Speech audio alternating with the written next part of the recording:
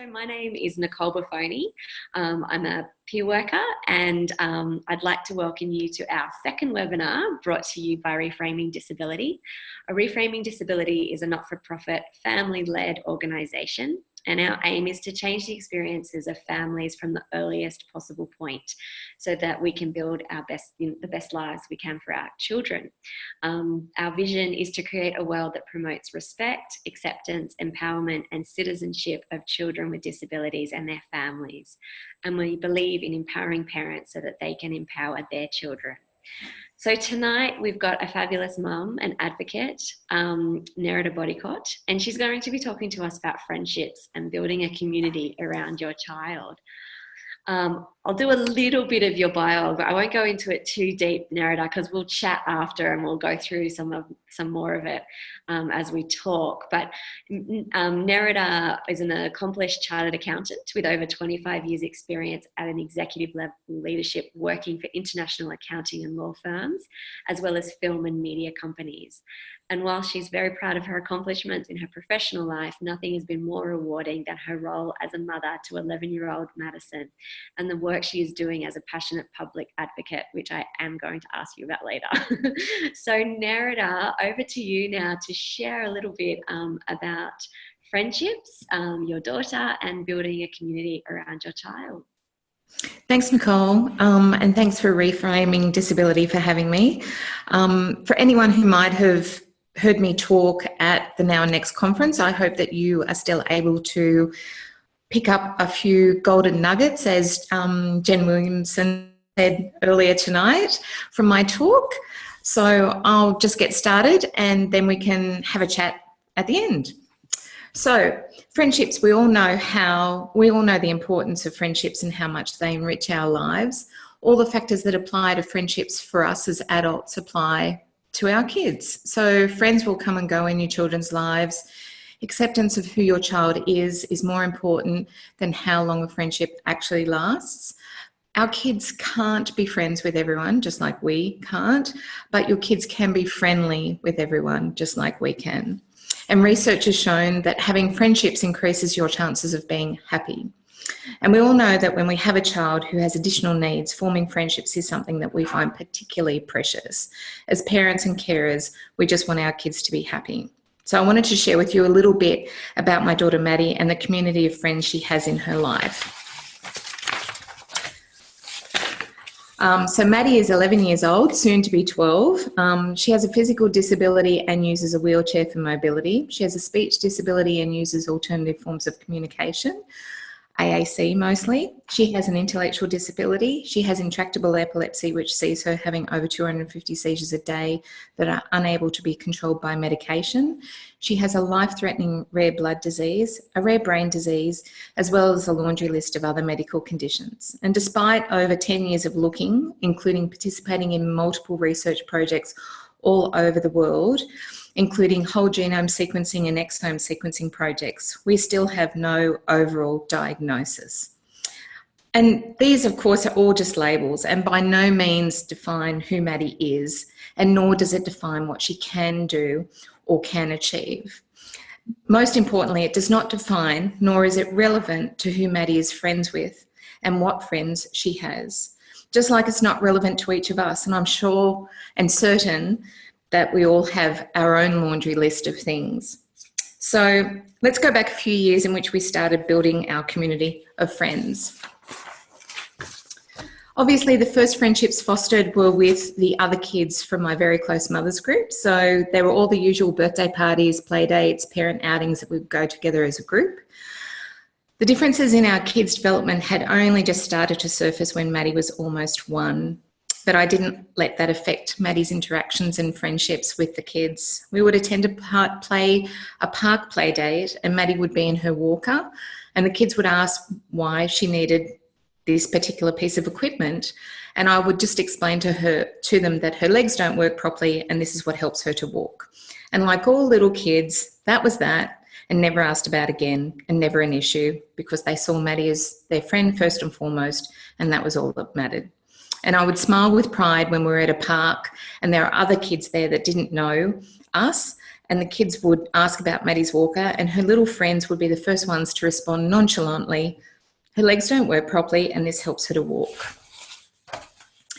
So Maddie attended a mainstream daycare and also attended Pathways, which is now Plumtree. Yes, we're old in the Plumtree world, where a whole new group of friends and friendships were formed. And despite being a non-verbal child with a physical disability, Maddie is very outgoing and she has an incredible way of endearing herself to everyone she meets. So there was no end to new friendships that were formed. The kids really enjoyed learning how to communicate with Maddie using her pod. And so I had Maddie's speech therapist, who was Jodie Lawton from Plumtree at the time, attend her daycare to teach the carers and also the kids how to communicate with Maddie. I think this really helped to normalise Maddie's differences early on, and really was the beginning of normalising our life that looks so different to everybody else. Many of her friends enjoyed helping Maddie participate in activities, as once again the kids saw Maddie first and not her disabilities. A number of friendships were formed here. They also extended outside on the weekends for birthdays, parties and play dates, etc. And some of the friendships formed during these years remain almost 9 years later. One of those friends is George, who's pictured with Maddie, and they met at Pathways Preschool. This then brings us to the whole new world of school. And our local, this is George in the red stripy jumper. Our local mainstream school had a very discriminatory attitude towards Maddie, so we chose a small out-of-area school for her to attend. And because it was out of area, we hadn't attended the feeder daycares or the feeder preschools, and as a result, we knew no one and no one knew us. Despite this, I have to honestly say I had never any concerning thoughts about whether Maddie would make any friends. As Maddie's such a social butterfly, the social side of school was the definitive reason why I wanted her to attend a mainstream school and a mainstream class. My concerns were instead focused mainly on ensuring that the school system would be inclusive, as Maddie was the first child to attend the school with her level of disabilities. As Maddie's school was out of area, it was important for me to immerse myself into the school community. I joined the P&C, helped with fundraisers, attended school excursions and carnivals, etc. And before she started kindy, I attended the new school and gave a presentation about Maddie to the teachers, the admin staff and the principal. And I showed them pictures about how she was just like every other soon-to-be kindy kid. She liked Dora, favourite colour was purple. She liked to go ten-pin bowling. She loves playing balls. She loves reading books. And yes, she does spend time in hospital, and yes, she does have some medical issues. And this presentation was shown to all the other kids in the class during the first week of school. Going on from there, Maddie's made so many friends during her time at school, and some of those have led to enduring and genuine friendships. I'm going to try not to get emotional here. One young girl in kindy, interestingly not in Maddie's kindy class, because there were 2 classes for kindy that year, befriended her straight off the bat and is her absolute best friend, and still is some 6 years later. Her name is Eliza, and this is Eliza in the pictures with Maddie on the screen at the moment.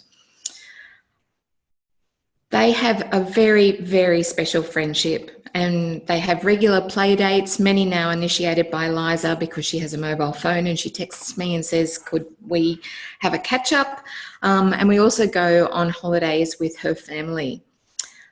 Eliza also attends hospital appointments and therapy appointments with Maddie in the school holidays. Now, how many year 1 kids would you see spending 5 hours at hospital keeping Maddie occupied while she's being prepped for her overnight epilepsy study, as you can see in the bottom of the screen there, and never once complaining of being bored. Her full attention was on Maddie the entire 5 hours she was at the hospital with us. And this was in year 1, so this was only the second year of their friendship. Maddie has other good friends at school who care about her very much. Some are older and some are younger, and some she sees outside of school, but mostly at school. And in the earlier years, I recall wonderful stories such as, "Mummy, I don't want to have a gymnastics party for my birthday because Maddie won't be able to do everything, so can we just have a dance party instead?" And receiving a text from a mum saying her daughter spent all last night making cards, which she then sold at church the next day to raise money for Maddie's hospital because we were part of the Gold Telethon in 2014. Maddie also attends after-school care and vacation care, and it's interesting to see that there are a few regular kids who are always playing with Maddie and asking about her. And there are quite a few boys and girls who are her everyday friends at after-school care. And it's interesting to see at vacation care, those same kids are the ones that seek out Maddie as soon as she arrives. Over the years, I've made huge efforts to ensure our community of friends and our school community understands our life so that they're not scared by the fact that our lives are different. Again, trying to normalise our life to others. I worked with the school one year to raise awareness for Rare Diseases Day, where I spoke at the school assembly and also held Q&A sessions for each of the classes talking about rare diseases. And my goodness, the kindy and year one kids, they're a tough crowd. They ask some really tough questions and really put me on my spot. I also organised for Wheelchair Sports New South Wales to have a wheelchair day at school as part of the Olympic program, where all the kids and teachers were able to experience what it was like to spend time in a wheelchair. And Maddie thought it was hilarious seeing everybody else in a wheelchair for once. It was great. And vacation care did it one year as well, and it was the most attended day at vacation care each time it's held. It's been held 3 times at vacation care. I also suggested to the school that they hold the Just Like You program run by the Cerebral Palsy Alliance, which they did, and was a huge success as well.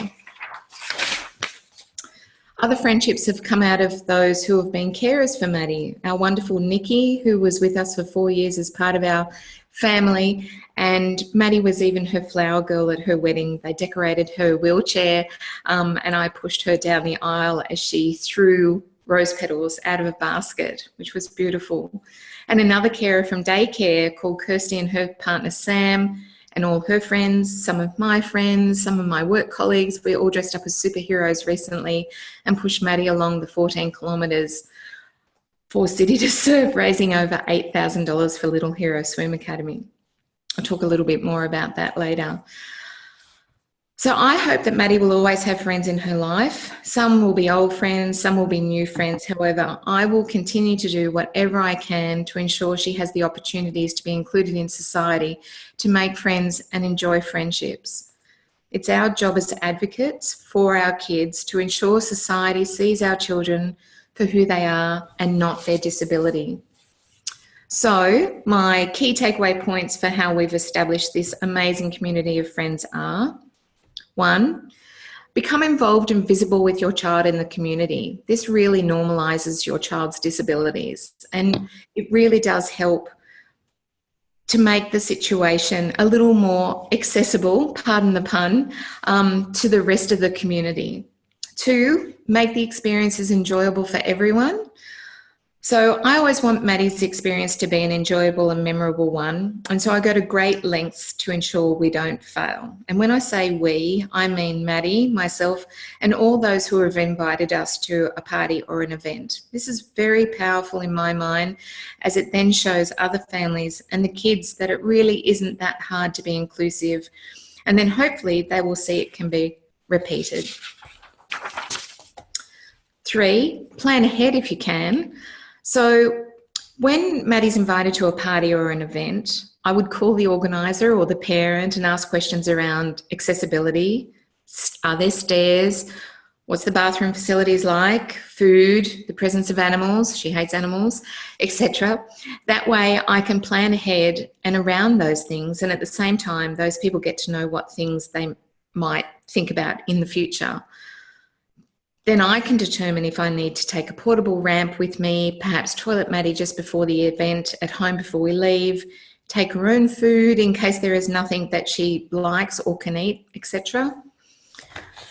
4, modify the attendance to suit your child's needs if needed. And so what I mean by this is I also ask exactly what the kids will be doing at the party or the event. That way, if there's something that perhaps Maddie may not enjoy or be able to participate in, then I consider if we can just attend part of the party or the event. That way, she still sees her friends and is included, but doesn't have the opportunity to be upset by something that may just not be a good experience for her.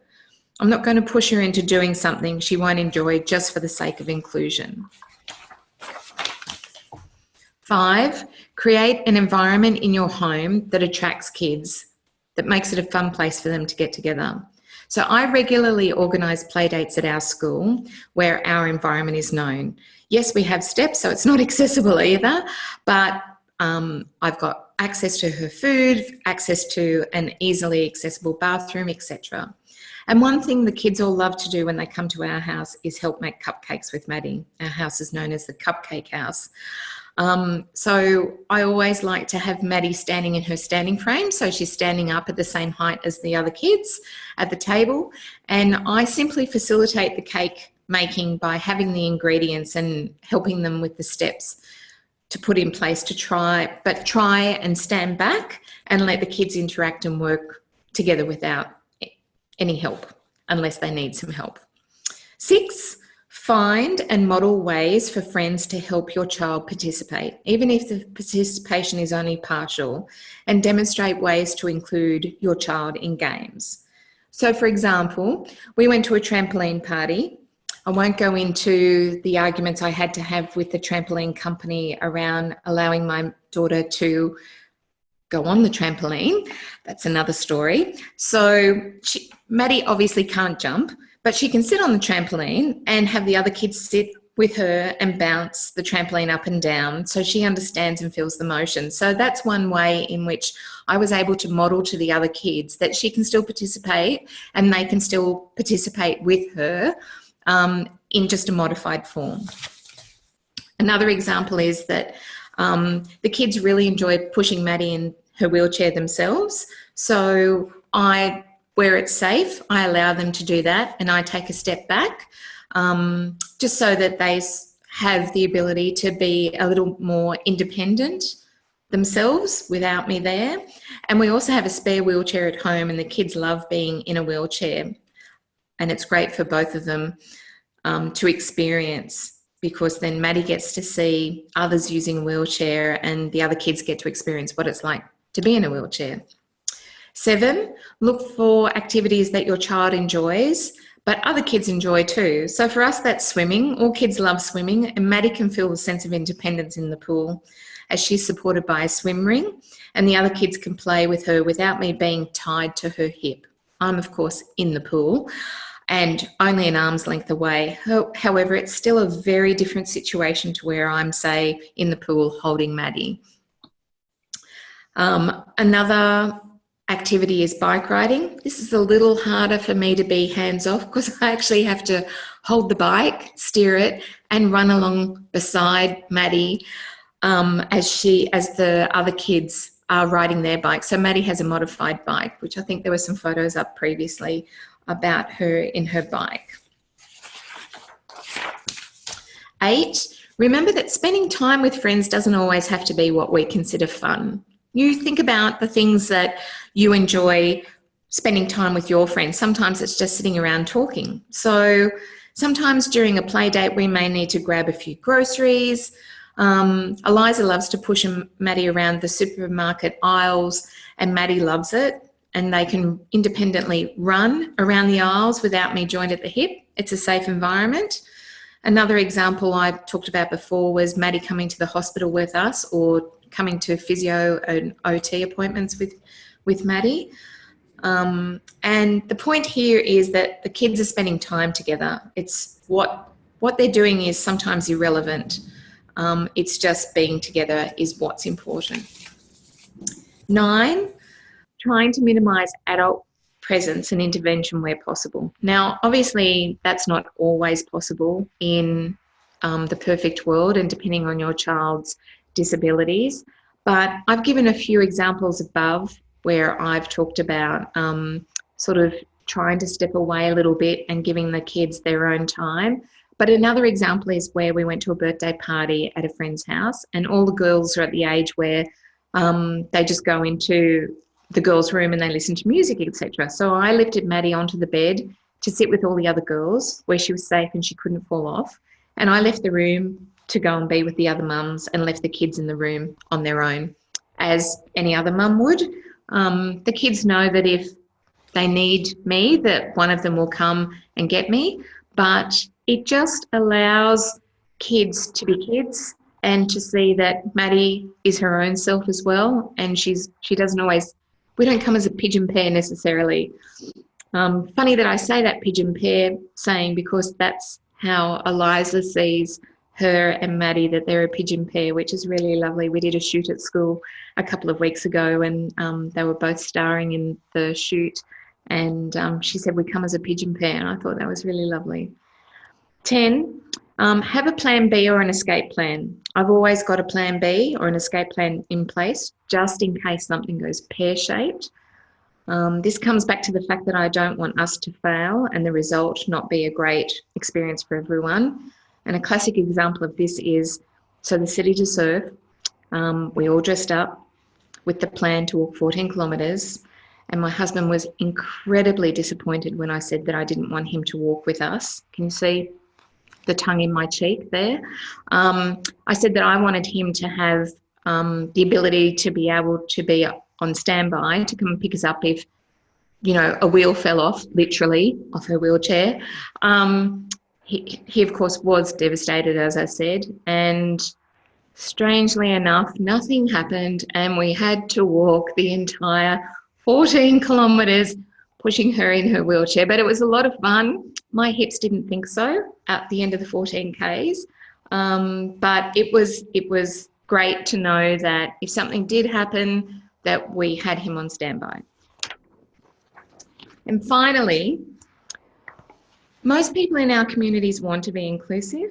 In many instances, they just don't understand what that actually means or how to do it. And we have to remember it's not blatantly obvious to those who don't live in this world of disability and additional needs. So it's our responsibility to educate them. And I tend to see the best results by taking an education approach to inclusion, one rather than one of insistence. The old saying, you catch more flies with honey, is a regular motto of mine. And I'm excited to announce that Maddie and Eliza's friendship will be featured in a picture book with other stories about friendships that will be released over summer by an organisation called Wonder Chums. Thanks, everyone.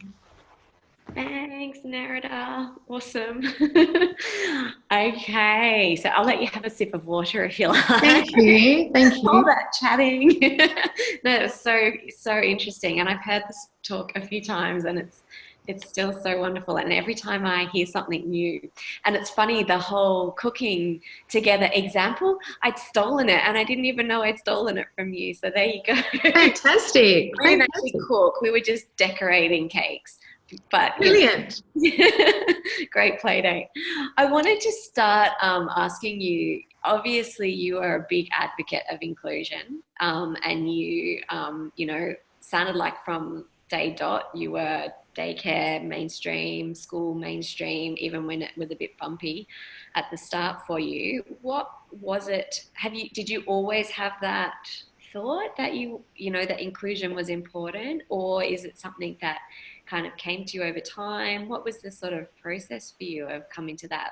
It's funny that you asked that question, Nicole, because I've never really thought about it. I guess that exemplifies, I never really thought about anything else, but that she was just, that's what she was going to do. You know what I mean? It's the only time I questioned was school, and I'd already really made the decision that we would go mainstream. And I only questioned it because I only know the school experience from my own experience, and obviously, you know, school's very different to our experience, well, mine. You know, I'm a lot older than all of you ladies.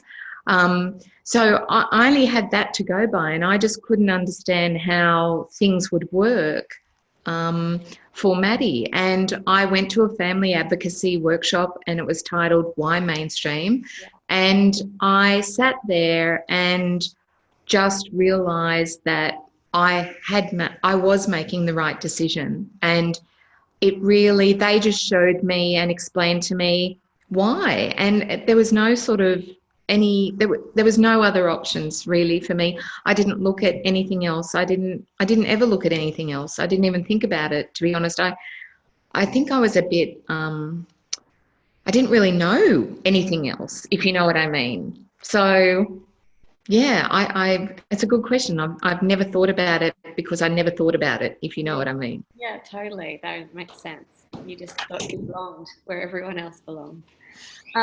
Yeah, so I guess one of the other things that I thought was really cool was the way you were talking about make sure it's enjoyable for everyone. So I think so often as a mum, you get so kind of focused, tunnel visioned on your child, your child, your child. What do you think have been the positives of Maddie being in the class for the other kids? Like it sounds like her friend, like it's been huge for her, that friendship. Do you think it's affected the other teachers and kids for the better? Absolutely. Yeah, absolutely. And I get told that all the time, not just kids in her class, but kids in the school, members of the community. Of course, kids have a very different view on disability and difference, and sometimes it takes the kids to educate the adults around those sorts of concepts. So yeah, she has changed a lot of people's opinions about disability, which has been really lovely. And I figure that if she can change a community of 230 kids, and then their parents, and then when they grow up and have children and communicate ideas of inclusion, that hopefully, that will be making positive change. And if I can just do that with one tiny little portion of the community, that will hopefully grow in time. Awesome. Sounds like a good plan. I wanted to ask you, you're obviously a very resilient person, inspiring person. I wanted to ask when, so I'm about to start the whole school thing with Harry. We're doing the mainstream thing starting next year. So I understand the terror of the first step.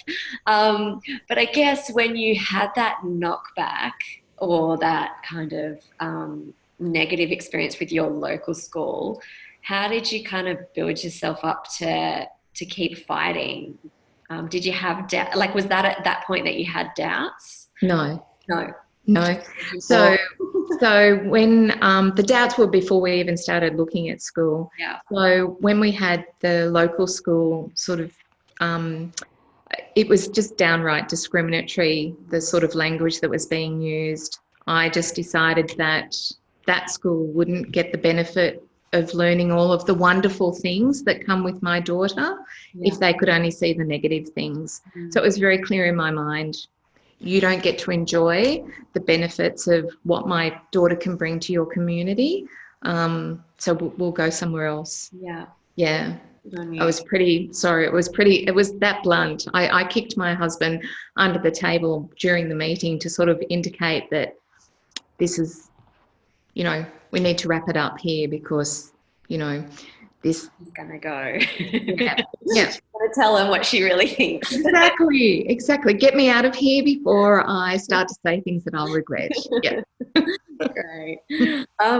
Cool. So, as I said, I'm about to dive into the big bad world of big school and mainstream, and I am quite scared. But I look at you and I go, you're this amazing person who has the ability to connect really well with people, advocate for Maddie, do it in a positive way, not, sword out, ready for a fight. You're ready to collaborate and educate. And I guess I'm curious. I'm sure that there's other mums and dads out there like me who are like, I don't know if I can do that. Like, what advice would you give to people just starting out who feel that maybe they're not, were you always as strong an advocate as you are now? Or is it something that's grown over time? I think it's definitely grown over time. I definitely had a sense of I have to stand up for Maddie and I'm just going to do what's best for her. But I guess my motto about approaching anything towards Maddie, disability, advocating really comes from a positive sense, because people don't listen to you if you are negative. So they might listen to you and they only hear the rah, rah, rah, but they won't be interested in trying to work with you or try to resolve anything. And I just think that that's wasted energy, because at the end of the day, really, you're probably not going to be able to resolve anything. So that's why I say I like to try and use my advocacy as a way of educating people around inclusion rather than insistence. So say, for example, not going to an event because they've got stairs. Well, my house has got stairs, so I can't expect other people's homes or facilities to be accessible. It would be lovely if they did. It'd be lovely if my house was accessible, but it's not, and that's life. So, we just have to work around that, and try to find a positive in there. So especially with school, I just don't, with the education department, there's also, in order to work with anybody, you have to try to, I sort of use the education system as a throwback to education, if you know what I mean. So I'm trying to educate them on how to educate my daughter in a mainstream environment. So yeah, I always just try to look at the positive. Yeah. Things go wrong, wheels fall off. Yeah. It's, well, how can we improve this so it doesn't happen again for us or for another family? Yeah, so going in with solutions rather than just the problem. Exactly.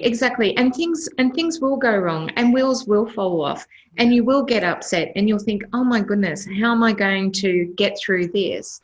But you just do, if you can come at it from a positive point of view, or you bring in the cavalry of positive people with you. If you just don't feel quite up to being positive, just bring the cavalry in. We're here. That's a great idea. I think especially if you're feeling a bit scared, it's good to have a friend.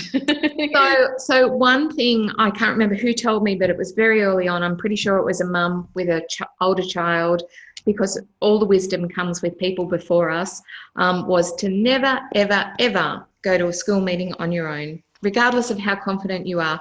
I still never go to a meeting at school on my own. So that says a lot. Yeah, absolutely. Yeah, because they might say something and in the moment it'll hit you. It might hit you in the heart, and you won't listen. You won't be listening after that. So you need somebody to download to later and go, what did they say? I missed something there because I was off on a tangent going, they used integration instead of the word inclusion, and, all those sorts of things. Yeah. Yeah. Cool. It's so interesting. So my very next question was, I'm sure you've been given lots of advice over the years from other parents. Is there anything else that you'd want to add that you've heard along the way? Doesn't necessarily have to be about inclusion, but is there any kind of gems of advice that you've been given from parents or other people with disability themselves? Is there anything that comes to mind? Well, the first one was, never go to a school meeting on your own.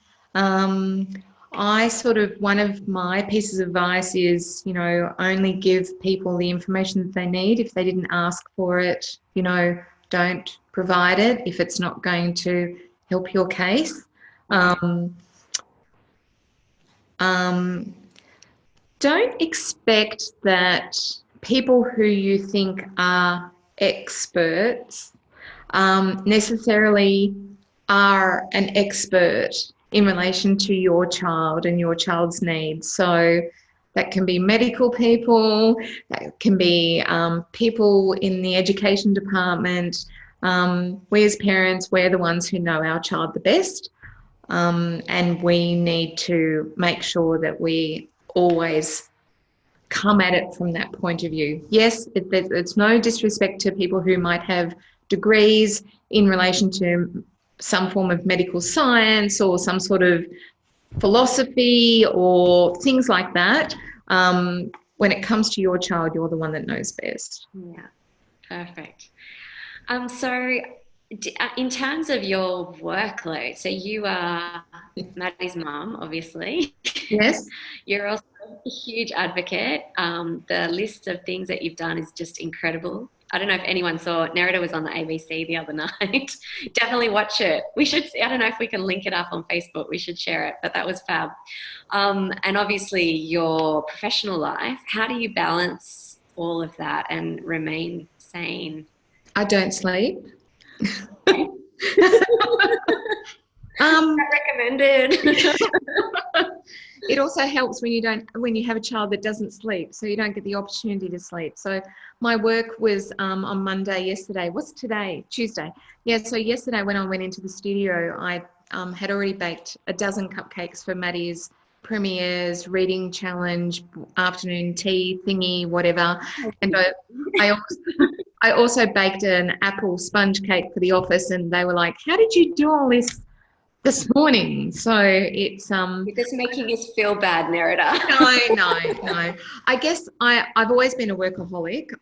Before I had Maddie, I was a workaholic. I would do I worked in New York for a very large law firm, and so 80 hours a week that's just expected of you. And so even here in Australia, I would work that sort of workload and have my own business as well, working 2 or 3 jobs at night and doing a master's degree at Macquarie Uni. So I guess I just have always had a propensity to have a lot on my plate. I don't necessarily recommend it on a long-term basis. But I guess also for me now, being an advocate and being associated with a lot of the charities that I advocate for or do things with, like Plumtree, like Reframing Disability, etc., it's something that I'm passionate about. So I don't see it as work as such. I see it as it's really rewarding to me. So I don't, all of the non-paid work that we all do, whether it be housework, whether it be advocating, this stuff is really, I'm passionate about this, and so I guess I don't see it chewing into my sleep time or my personal hours. These are my personal hours, and it's something that's rewarding for me. Awesome. I was going to ask you about your advocacy work.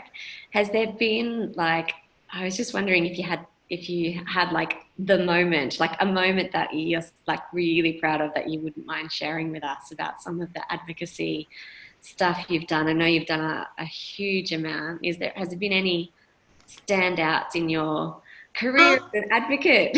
Yeah, there's been a couple. So one was here in this very room that I'm sitting in at the moment at Plumtree. I was speaking with Anthony Albanese and Jan McLucas, who was the parliamentary secretary to Julia Gillard at the time, because she was Prime Minister, and they just announced the NDIS. Yeah. And I asked them what the eligibility criteria of the NDIS was going to be, and was it going to be based on diagnosis, because if it was, then I wasn't really interested in continuing the conversation, because we don't have a diagnosis and may never have one, but obviously have needs, functional needs that should be supported. So that was being listened to, and then 6 weeks later, I know that this is probably a coincidence, but 6 weeks later, 6 new rare diseases were listed to the Better Start funding. So if it was enough for them to pull that out of the bottom drawers from somewhere and go, let's enact this, then I'm going to take that as a win. Another time was advocating for medicinal cannabis and for epilepsy, and Mike Baird personally trying to help us. And so not many people can say that they've had the New South Wales Premier call them 3 times personally to talk about your daughter. And I guess the third time was being on the ABC on live. That was the first time on live TV where I was being interviewed. I've been on live TV before, but not being interviewed.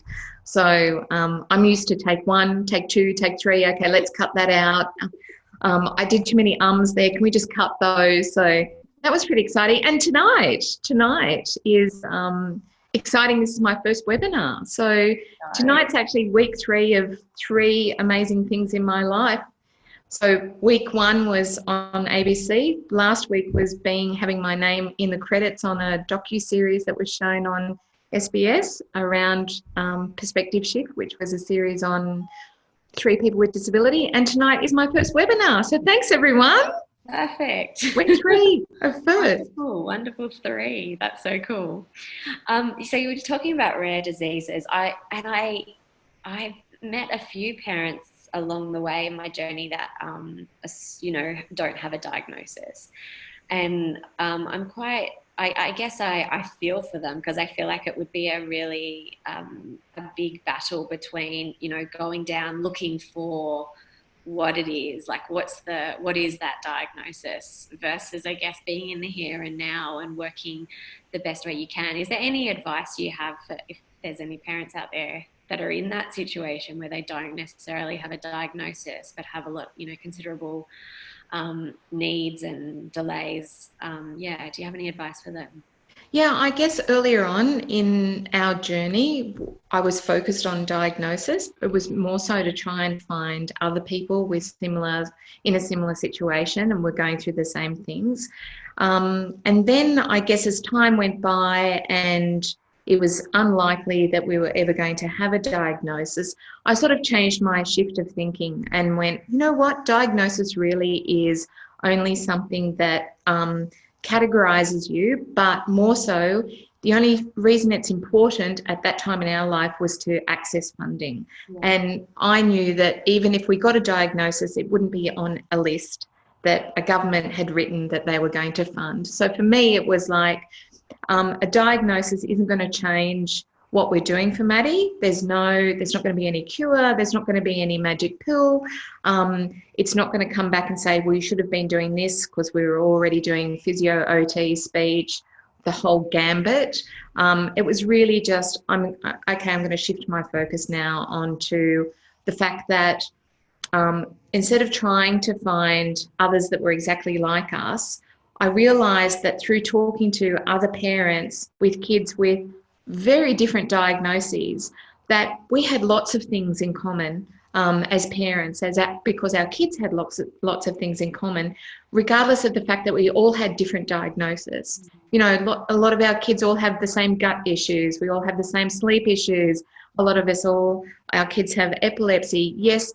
Not many other kids I don't know any other kids that have Maddie's rare brain disease or Maddie's rare blood disease, but lots of other kids have the spasticity that she has in her legs. And so there's lots, Maddie has sensory issues around things on her head, which a lot of kids have sensory issues. So that I then sort of went, okay, I don't need to find my actual named tribe, because we don't have a name, but there's a whole tribe of people out there who I can interact with and be able to empathize with, and not just share my story, but have them share their experiences with me and go, oh, we do have lots of things in common, and there's lots of information we can share amongst each other, even if the names of what our children have are very different. Awesome, thank you.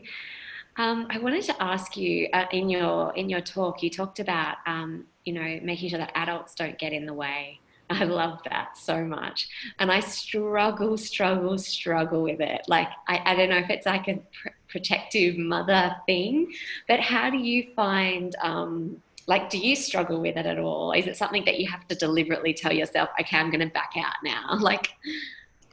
So I guess I first saw this at daycare, where it was really interesting that there'd be certain parents that wouldn't want to make eye contact with you when you came to do pick up or drop off, but the kids automatically ran to each other as soon as they arrived. And I would just make, I guess, a snide comment, a smart ass comment. Sorry, we're probably not supposed to swear on here, but you should have. Melanie was much worse.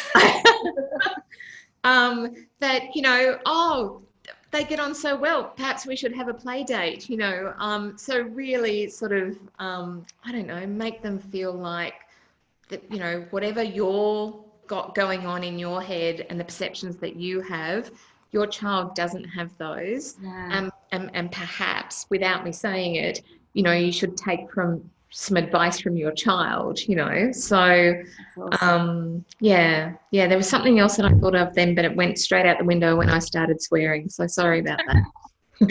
No problem. Cool. And also, you talked about organizing play dates at school. So, how did you manage that? You just like jump the fence and, or do you, like, is it during lunch times or? Oh, no, I meant play dates with kids from school. Oh, from school. Yeah, yeah, At school. I was like, oh, yeah. you're starting cooking classes or something. No. Yeah. From school. Sorry.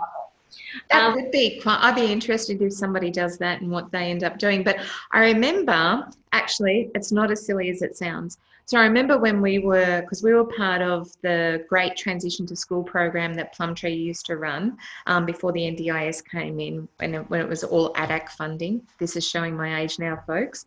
And there was 6 months prior to school that the kids were supported and 6 months at school. And one of the things that Julie Calmeadow, was that in order to try and get the kids to, if you needed to play with Maddie, perhaps at drop-off, you know, you have like a little spot where you just sit with Maddie and start talking with Maddie. So I guess that's a play date at school. Yeah, and they're doing Lego groups and things as well There now. you go. Yeah, I guess it's sort of like a chess group, or oh no, I'm terrible at chess, so not for me. I'm not a chess person. Cool bananas. We've actually gone over time. We could be here for hours. We could keep talking. But maybe I'll just have one more question. Do you have a vision for Maddie? I guess going post school, is that something that you've thought about in relation to the friendships discussion and inclusion that we've had tonight? Only in that I really hope that some of the friendships that she's formed at school continue on post school and post primary school. Particularly, I'm only looking for, you know, that far ahead at this stage. I just hope that will be the case, and I'll do whatever I can to try and facilitate and foster that to happen. But we'll just have to wait and see. Who knows? Awesome. Yeah. Thank you so much, Nerida. You're an absolute inspiration, and I'm sure I'll be messaging you next year, early in the year, to say, I'm happy to be the cavalry. Thank you so much. Good night, everyone. Okay, bye.